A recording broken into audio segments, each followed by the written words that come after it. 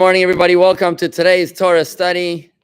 We are learning Torah today. We're learning Chassidus. We're learning the book Channeling the Divine. This is this book from Kehot publication. It's available on Kindle here for $6.99. Is that on Amazon? Amazon. Through Amazon. Okay. We are learning about this magnificent wisdom, which is the Maimer, the discourse written by the fourth Rebbe, Rabbi Shmuel, the Rebbe Maharash. It was recited by memory at the bar mitzvah of his son, the fifth Rebbe, the Rebbe Rashab. Also at the bar mitzvah of the sixth Rebbe, the Frierdiker Rebbe, and every bar mitzvah boy in Chabad recites it from memory. So here we are today. We're learning this Maimer. Warren, have you ever heard a bar mitzvah boy recite this from memory at his bar mitzvah? Not like You never been to Chabad rabbi's bar mitzvah? No? But you'll notice, God willing, my son's bar mitzvah. No, not at a bat. They don't do bat mitzvah. No. My daughter's on a different track. We got a whole different, she's doing a Tanya track. Yeah, but girls don't do the Maimer. Only boys do, for some reason. But in any event, here we are. We're learning this discourse. And we've spoken a lot in the past two lessons about the introduction to the Maimer. Okay? The major themes we mentioned are that Hashem is our Mer. How we initiate is how Hashem reciprocates. Our every action is important, and it's a very empowering message to a bar mitzvah boy as he becomes a man. A second underlying theme, major theme, is that there's so many of them, actually. There's a lot of major themes. A second one is that the value of Torah study. Torah study literally gives life to this world. Yeah, awakens Hashem. It literally awakens Hashem. You know, what's interesting is that in yesterday's Yom Yom, it speaks about this concept. It speaks about this concept in yesterday's Yom Yom. It says like this, the sages teach one should always be careful concerning the afternoon service. You know, we have 3 daily services, morning, afternoon, and evening. The morning and evening ones are the easy ones, relatively speaking. It's the afternoon one that's tough, because that's one in the middle of your workday. I remember my grandfather, Reb Sholem, the carpenter, Reb Sholem the Stoller in Jerusalem. All the carpentry stores in the street, they would shut down at 3:15 p.m. and they would come into his store for 15 minutes, and they would do a mincha together and then go back to work. It takes a tremendous amount of willpower to stop what you're doing and go daven and come back, right? So one should always be careful concerning the afternoon service. It's considered the most precious. The afternoon service is superior to the morning and evening services in as much as it is offered in the middle of the day when people are busy and involved in their affairs, yet interrupt them for the afternoon service. Now, on this basis, we can offer a non-literal interpretation of the above teaching of the sages, phrase by phrase. Now, this teaching comes from, I believe it comes from the previous Rebbe, who teaches it as follows. He breaks it down from the original Hebrew. La'olam, a person's task, instead of saying one should always be careful concerning the afternoon service, he reads it like this. La'olam, your mission in this world, Yehei Adam, is to be a mensch, which means what's a mensch? A mensch is mindfulness. Your mission in this world is to make mind radiate and influence your emotional attributes so that its qualities will shine forth. Right. So it'd be easier if I had a PowerPoint and I could show it to you. So I'm going to give you a literal translation. La'olam, Yehei Adam Zahir. Literal means forever a person should be careful with the mincha. But on the Hasidic interpretation is for the world. Your mission in this world, to be a mensch, Yehei Adam, to be a mensch mindful. Zahir, which means not careful, but shining, different meanings of the same word. Your mindfulness should shine and illuminate in your emotions. Right? This means that one's spiritual essence should overcome his materiality. And this is evident when one prays the afternoon service. Because the afternoon service is mind over matter. You know, mind over money, literally. Or faith over money, right? So it's just interesting that same concept is the concept of Torah study, because when we study Torah using our consciousness, wisdom, to illuminate our hearts. We cause Hashem to do the same thing. We cause Hashem to study Torah, to arouse his intellect, shining into his emotions. And since the emotions are the origin of creation, therefore, God's emotions. You weren't here yesterday? You were. We spoke about that yesterday. The 7 emotions are the 7 attributes. We actually spoke about it yesterday in the JLI class as well, that the 7 attributes of Chesed, Gevura, Tiferet, Netzach, Hod, Yesod, and Malchus, kindness, strictness, compassion, triumph, humility, connectivity, and receptiveness, those 7 attributes are the 7 energies with which God created this world. That's why we have 7 days of creation, 7 days of the week, 7 colors of the rainbow, 7 notes of music. Do, re, mi, fa, sol, la, ti. You saw it in the movie. Okay, good. So because the world is created from 7 emotions, therefore the number 7 is dominant within creation.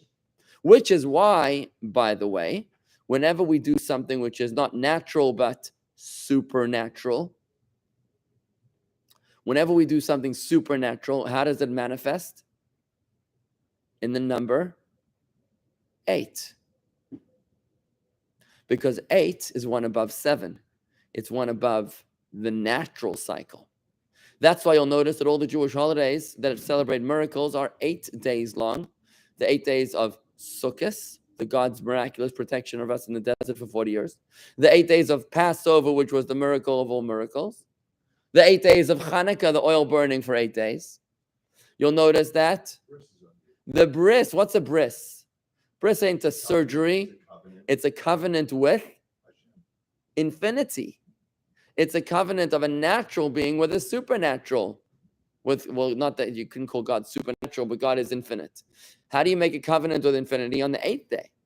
And that's why the mathematical representation of infinity is the number 8 lying on its side, because 8 is one above 7. 7 is the origin of creation because it was the 7 emotional attributes with which the world was created. So it's with this understanding that the world originates in the 7 attributes, the 7 emotional attributes of God, which incidentally we happen to have as well. It's with this realization that we realize that when we study Torah and we draw our wisdom into our emotions, we cause Hashem to mirror the same action where God's intellect illuminates his emotions. And what happens when God's emotions are fired up? The world is filled with his presence. That's why Mickey, our president, loves that the sermon goes for a long time. Because he knows that the world is being created through our Torah study. Or maybe that's why he should like it when it goes for a long time. It's a pleasure to have our president here with us today for Torah study. He's checking me out. All right. Good morning to you, David Starr. Pleasure to study with you. Elaine, Winston, Dan, Corey, and Ed. Shalom to you all. Do send me your feedback, folks, on how this discourse is going. It's certainly a lot lighter than Viodata and a lot shorter. With that introduction, I'm just going to write myself a quick note.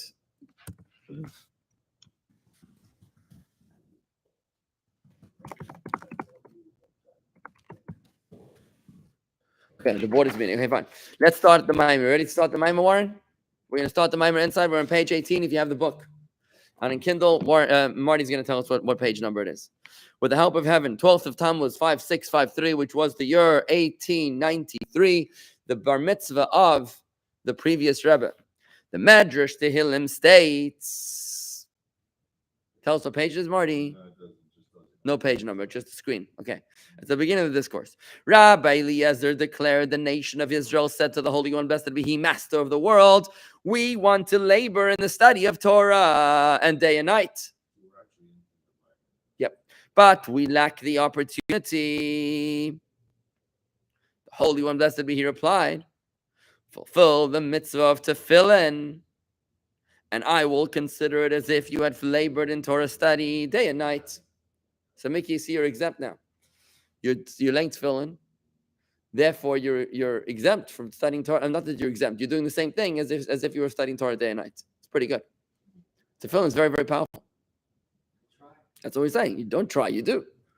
Don't try to. You sound like Yoda. Yoda. Don't try, do. Okay, good. So tefillin and Torah study, that was the Medrash. The Medrash says, nice Medrash, right?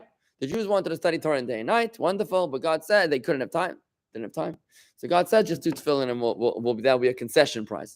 So what exactly is going on here? What does this mean? Now remember, we've had the helicopter overview of the discourse, so we know where this is going. This is good, right? And now we're going to try to send the troops on the ground to go conquer this discourse tree by tree.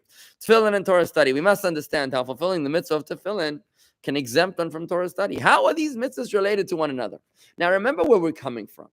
We're coming from an angle or perspective where Torah study, before you study Hasidus, Torah study is like what? What do you think an average Joe in the street thinks of Torah study?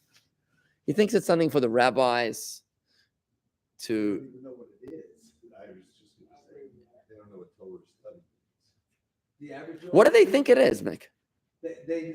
If they heard of it, they think it's only for the rabbi. They kind of think you're reading that book, the scroll, all day long. Heard of it, don't know what you're saying. Well, they don't even know Torah is the Chumash. They wouldn't even know what it is. They wouldn't know what a Torah looked like. Like you said, the scroll. Okay, so the whole concept is clearly very, very foreign to them. The whole idea of somebody wanting to study Torah day and night sounds like you have absolutely no life, deadbeat, bored out of your mind, that you want to study Torah all day and all night. I mean, that's what it seems like your average Joe might think, right? Yet, this is the beauty of Hasidus, that it illuminates what's going on. I want you to understand my frustration. Stand in my shoes for a moment. When I approach a fellow Jew, and I say to him, Rabbi Jew, lay tefillin with me. Let's do a mitzvah of tefillin. And he says, next time. Think about that. I want you to realize the frustration.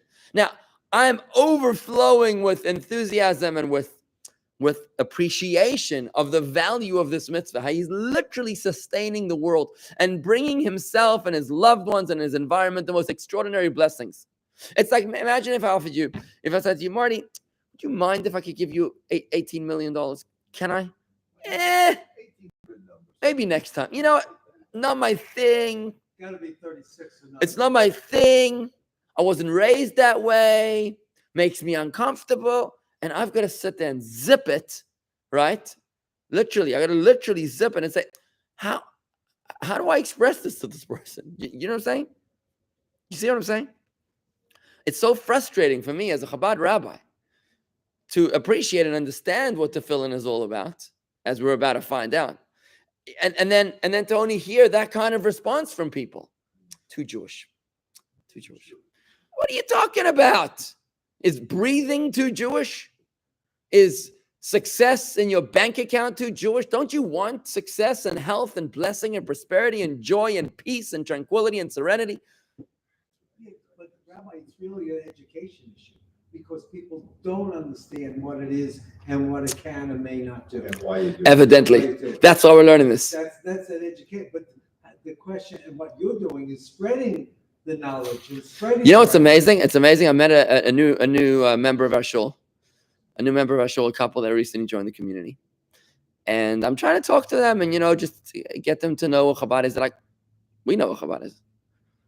We've been learning with you for months. She said she's been learning with me for months, and it was amazing because she said she might be watching me right now. I don't know, because she said she's one of those people that watches but doesn't hidden, right? Elohim, right? She doesn't identify. And I thought it was amazing. What a beautiful thing that we're able to study Torah like this on such a deep and meaningful level, right? Without necessarily having met. And this, by the way, I believe is the fulfillment of a biblical prophecy. It says that when Mashiach will come, and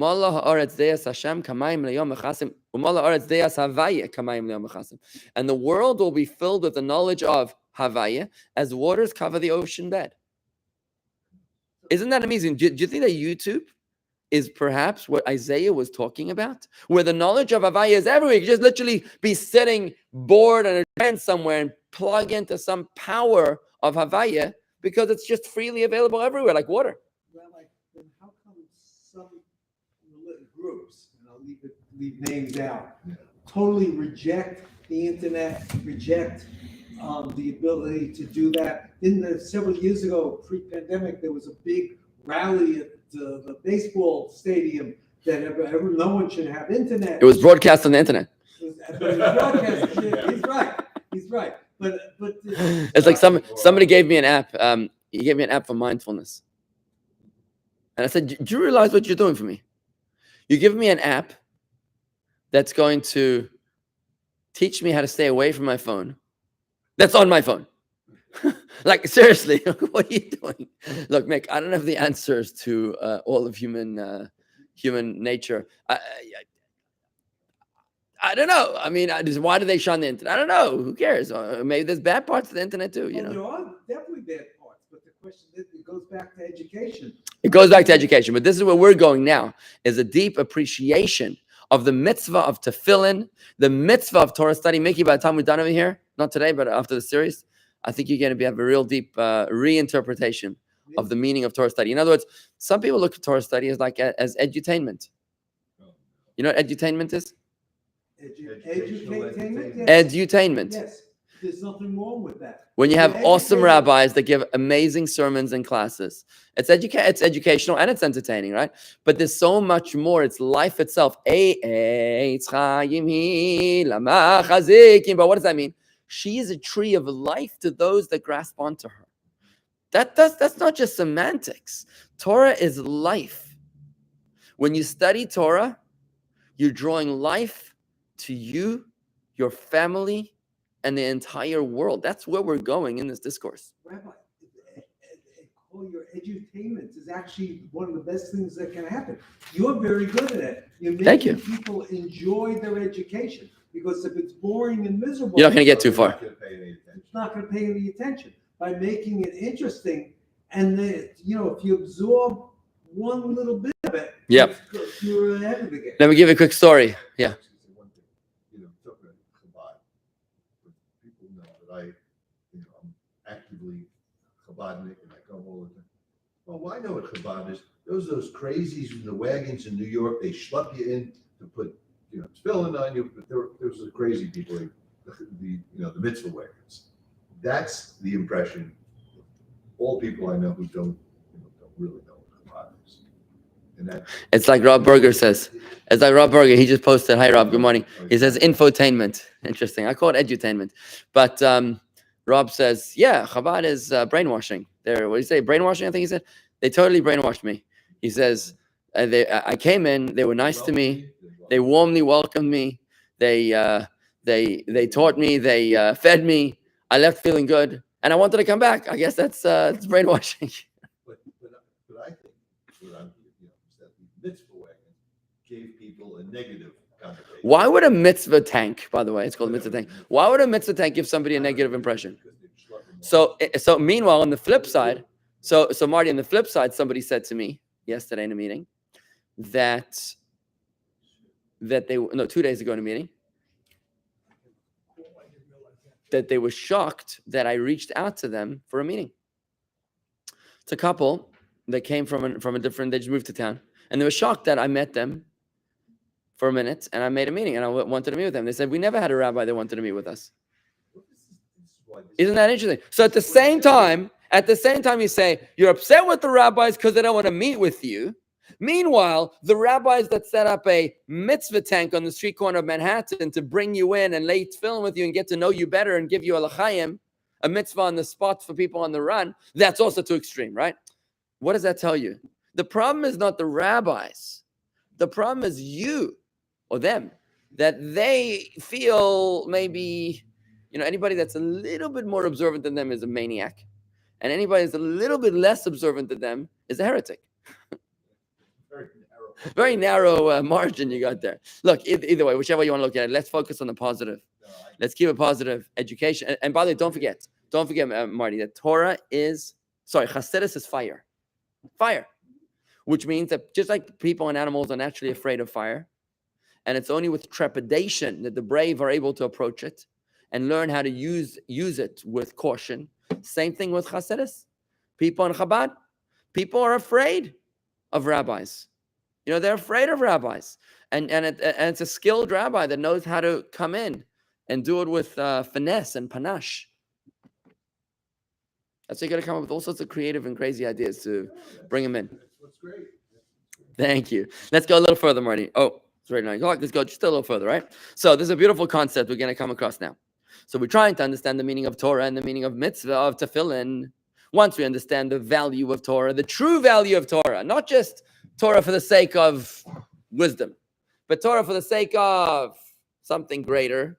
And tefillin, how is tefillin? What's the value? What's the purpose of tefillin other than just an idiosyncratic, outdated ritual? A group of intelligent men said to me the other day, they were like, look, Rabbi, we like you and everything, but the Torah was written by men. Smart men, but men. And I was like, no, absolutely not. I don't believe that for not half a second.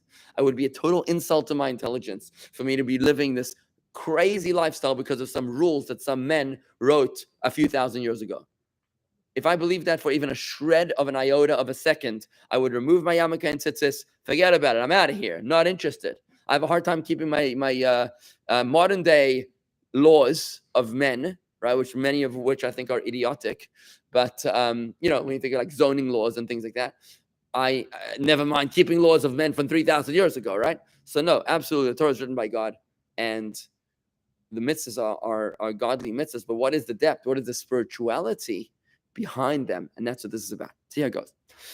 To understand this, let us first appreciate a founding principle, another principle regarding the verse, Magid Devorav Yaakov, Chukov Mishpatav Yisrael. It's from Tehillim. He tells his words to Jacob, his statutes and his ordinances to the nation of Israel. This is from Psalms 147. The Medrash comments, what does this mean? There is one who issues commands to others to fulfill, but does not fulfill them himself. However, what God commands to others, he fulfills himself. As it is written, he tells his words to Jacob, his statutes and his ordinances to the nation of Israel. What that means is that God doesn't just randomly give us directives. Good morning, Juana. He tells us to do what he does himself. Which means every time that we do a mitzvah, God is doing that same mitzvah. This is a magnificent concept. An amazing, amazing concept that's going to add so much depth to our spirituality. This may be understood thus. Who brings God to perform the mitzvahs? It's the Jewish people's performance of the mitzvahs that leads God to observe those same mitzvahs. Hence, by putting on tefillin, the Jewish people cause God to don tefillin. So when we lay tefillin, we cause God to do exactly the same thing.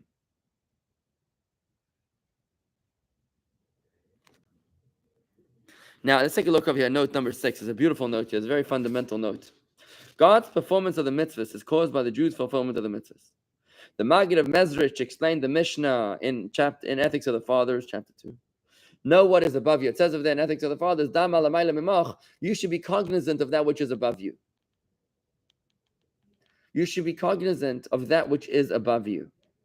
So the Maggid of Mezrich, the teacher of the Alter Rebbe, explained that to mean, know that which is above, comma, mimach, is from you. So it's not just the directive that you should be conscious of what is higher than you, but also that which happens above is because of you. Know that what is above you is because of you. That is, it is engendered by you. All that transpires in the supernal realms is due to the actions of the Jewish people. This notion is also reflected by the Baal Shem Tov teaching in the verse, God is your shadow, Hashem tzilcha, that all your moves are reflected by God. If you don tefillin, then God dons tefillin. This is a magnificent, magnificent concept, that God mirrors our actions.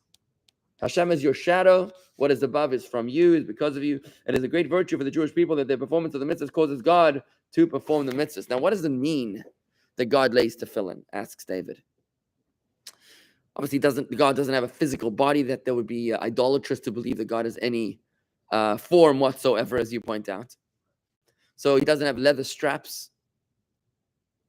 We can explain this perhaps by saying that Jacob, our forefather, he laid tefillin. How did Jacob lay tefillin? How did Jacob lay tefillin? It says that Jacob was working with his father-in-law Lavan. Jacob was laying tefillin. Jacob was working with his father-in-law Lavan, his swindler father-in-law, and they had a whole deal going on about which sheep was going to go to Jacob and which sheep was going to go to Lavan. It all depended on the stripes and the speckles and the spots and everything else. So it says that Jacob set up the trough of water, and in front of the trough of water, he put certain sticks and he made little notches in them so that the animals would see speckles and spots, right? You know, when you carve out little grooves in the sticks.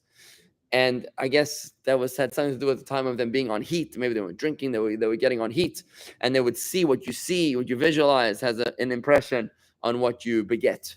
It's just an interesting concept. So somehow the Kabbalah tells us that Jacob laid tefillin with those sticks. Those sticks were his tefillin. Obviously, he didn't wrap the sticks around his arm.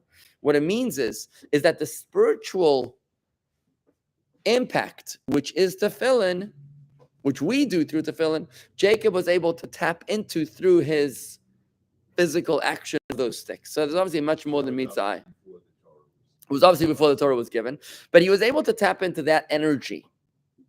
Now, what exactly that means is what we're going to explore in the rest of this discourse. So the fact that you don't need a physical tefillin in order to actually tap into that energy is the concept that I'm trying to express over here. For right now, I'm going to say that it's a matter of focus.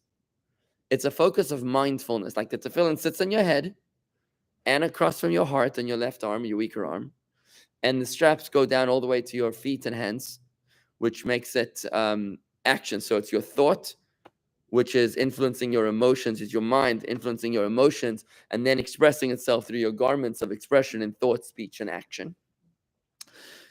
So that if that is the physical tefillin, then Jacob was able to encounter that when he did this thing with the sticks of the troughs of the cattle. He was able to tap into that energy or that mindset. Now, what does it mean that God does that? It means that God arouses himself from a state of slumber, from a state of disinterest in this world, to become mindful and conscious and focused. That's the key here. Focused on us, so that he arouses his emotions to be able to impact us on a tangible level of thought, speech, and action. That basically, David, is going to be the answer for now, as we're going to explore it much, much more in the rest of this discourse. I'm going to stop over here for today, and we're going to explore it further. We're going to keep on breaking it down into small pieces, but I thank you for your comments, and I'm going to incorporate them into my notes as well. So thank you all. Appreciate it. Have a wonderful day. Shalom. You can write that in here.